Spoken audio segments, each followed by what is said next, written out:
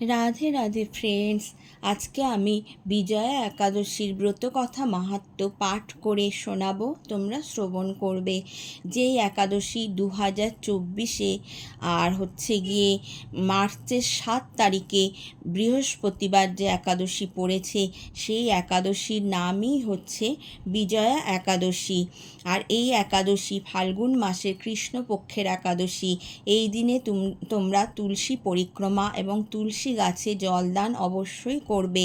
এবং একাদশীর দিনে যে পঞ্চ রবি শস্য আমাদের খাওয়া নিষিদ্ধ, ধান জাতীয় যেমন চাল, মুড়ি, চিড়ে, সুজি, আর গম জাতীয় যেমন আটা, ময়দা, সুজি, মিষ্টি, রুটি, বিস্কুট, জব বা ভুট্টা, ছাতু, খই, রুটি, আর ডাল জাতীয় মুগ, মাসকলাই, খেসারি, মসুর, ছোলা ইত্যাদি, তৈল জাতীয় সর্ষে, সরিষা, সয়াবিন, তিল, তেল এগুলো কিন্তু নিষিদ্ধ থাকবে। আর একাদশীর দিনে সকালে কিংবা তার আগের দিন এই সংকল্প মন্ত্রটি পাঠ করে তোমরা একাদশীর ব্রত আরম্ভ করতে পারো। একাদশাং নিরাহার স্থিতা অহম অপরেহ হনিভোগ স্বামী পুণ্ডরীকাক্ষ শরণং মে ভবাচ্যুত। পরদিন একাদশীর পারণ মন্ত্র, এটি তোমরা 6:30 থেকে 9:30 মধ্যে তোমরা পারণ মন্ত্র পাঠ করে পারণ করে নেবে। ওই রবি শস্য জাতীয় কিছু খাবার খেয়ে, এই চাল, চিড়ে, খই, মুড়ি, কিংবা তোমরা জগন্নাথ দেবের পুরীর জগন্নাথ দেবের যে প্রসাদ পাওয়া যায়, সেই প্রসাদ পেয়েও তোমরা এই পালন করে নিতে পারো। একাদশাং নিরাহার ব্রতে নানেন কেশব প্রসীদ সুমুখ নাথ জ্ঞান দৃষ্টিপ্রদ ভব। আরেকটি হলো অজ্ঞান তিমিরান্ধস্য ব্রতে নানেন কেশব প্রসীদ সুমুখ নাথ জ্ঞান দৃষ্টিপ্রদ ভব। এই দুটি মন্ত্রের পারণ এই আগে যেটা বললাম, আর এখন এই দুটি মন্ত্রের যে কোনো একটি তোমরা পাঠ করে পারণ করতে পারো।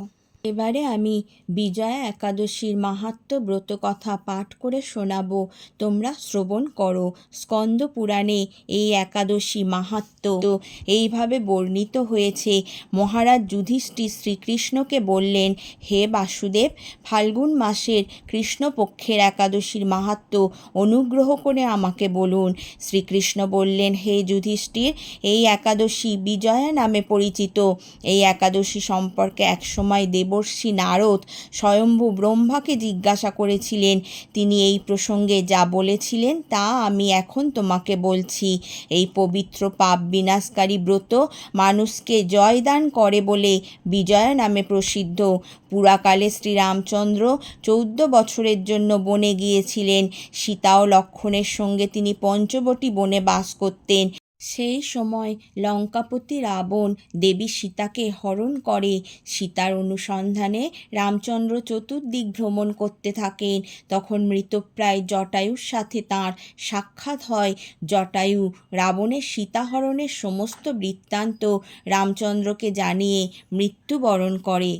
এরপর সীতা উদ্ধারের জন্য বানররাজ সুগ্রীবের সাথে তিনি বন্ধুত্ব স্থাপন করেন। ভগবান রামচন্দ্রের কৃপায় হনুমান লঙ্কায় গমন করেন। সেখানে অশোক বনে সীতা দেবীকে দর্শন করে রাম প্রদত্ত অঙ্গুরীয় আংটি তাকে অর্পণ করেন। ফিরে এসে শ্রীরামচন্দ্রের কাছে লঙ্কার সমস্ত ঘটনার কথা ব্যক্ত করেন। হনুমানের কথা শুনে রামচন্দ্র সুগ্রীবের পরামর্শে সমুদ্র তীরে যান। সেই দুস্তর সমুদ্র দেখে তিনি লক্ষ্মণকে বললেন, হে লক্ষ্মণ, কিভাবে এই অগাধ সমুদ্র পার হওয়া যায় তার কোনো উপায় খুঁজে পাচ্ছি না। উত্তরে লক্ষ্মণ বললেন, হে পুরুষোত্তম, সর্বজ্ঞাতা আদিদেব আপনি, আপনাকে আমি কি উপদেশ দেব? তবে বক দালভ্য নামে এক মুনি এই দ্বীপে বাস করেন। এখান থেকে 4 মাইল দূরে তাঁর আশ্রম। হে রাঘব, আপনি সেই প্রাচীন ঋষিশ্রেষ্ঠকে এর উপায় জিজ্ঞাসা করুন। লক্ষ্মণের মনোরম কথা শুনে তারা সেই মহামুনির আশ্রমে উপনীত হলেন। ভগবান রামচন্দ্র ভক্তরাজ সেই মুনিকে প্রণাম করলেন।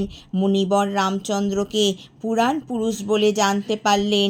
আনন্দভরে জিজ্ঞাসা করলেন, হে রামচন্দ্র, কী কারণে আপনি আমার কাছে এসেছেন তা কৃপা করে বলুন। শ্রীরামচন্দ্র বললেন, হে মুনিবর, আপনার কৃপায় সৈন্যসহ আমি এই সমুদ্র তীরে উপস্থিত হয়েছি। রাক্ষসরাজের লঙ্কা বিজয় করাই আমার প্রধান উদ্দেশ্য। যাতে এই ভয়ঙ্কর সমুদ্র উত্তীর্ণ হতে পারি তার উপায় জানবার জন্য আমরা আপনার কৃপা প্রার্থনা করি। মুনিবর প্রসন্ন চিত্তে পদ্মলোচন ভগবান শ্রীরামচন্দ্রকে বললেন, হে রাম, আপনার অভীষ্ট সিদ্ধির জন্য যে শ্রেষ্ঠ ব্রত করণীয় আমি তা বলছি। ফাল্গুন মাসের কৃষ্ণপক্ষের বিজয়া নামক একাদশী ব্রত পালনে আপনি নিশ্চয়ই সৈন্যসহ সমুদ্র পার হতে পারবেন। এই ব্রতের বিধি শ্রবণ করুন। বিজয় লাভের জন্য দশমীর দিন সোনা, রূপা, তামা অথবা মাটির কলস সংগ্রহ করে তাতে জল ও আমপাতা দিয়ে সুগন্ধি চন্দনে সাজিয়ে তার উপর সোনার নারায়ণ মূর্তি স্থাপন করবেন। একাদশীর দিন যথাবিধি প্রাতঃস্নান করে কলসের গলায় মালা চন্দন পরিয়ে উপযুক্ত স্থানে নারকেল ও গুবাক দিয়ে পূজা করবেন। এরপর গন্ধ, পুষ্প, তুলসী, ধূপ, দীপ, নৈবেদ্য ইত্যাদি দিয়ে পরম ভক্তি সহকারে নারায়ণের পূজা করে হরিকথা কীর্তনে সমস্ত দিন যাপন করবেন। রাত্রি জাগরণ করে অখণ্ড ঘি প্রদীপ প্রজ্বলিত রাখবেন। দ্বাদশীর দিন সূর্যোদয়ের পর সেই কলস বিসর্জনের জন্য কোনো নদী, সরোবর বা জলাশয়ের কাছে গিয়ে বিধি অনুসারে পূজা নিবেদনের পরে তা বিসর্জন দেবেন।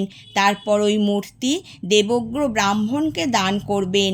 এই ব্রত প্রভাবে নিশ্চয়ই আপনার বিজয় লাভ হবে। ব্রহ্মা বললেন, হে নারদ, ঋষির কথা মতো ব্রত অনুষ্ঠানের ফলে তিনি বিজয়ী হয়েছিলেন। সীতা প্রাপ্তি, লঙ্কা জয়, রাবণ বধের মাধ্যমে শ্রীরামচন্দ্র অতুল কীর্তি লাভ করেছিলেন। তাই যথাবিধি যে মানুষ এই ব্রত পালন করবেন তাদের এ জগতে জয় লাভ এবং পরজগতে অক্ষয় সুখ সুনিশ্চিত জানবে। হে যুধিষ্ঠির, এই কারণে এই বিজয়া একাদশী ব্রত পালন অবশ্য কর্তব্য।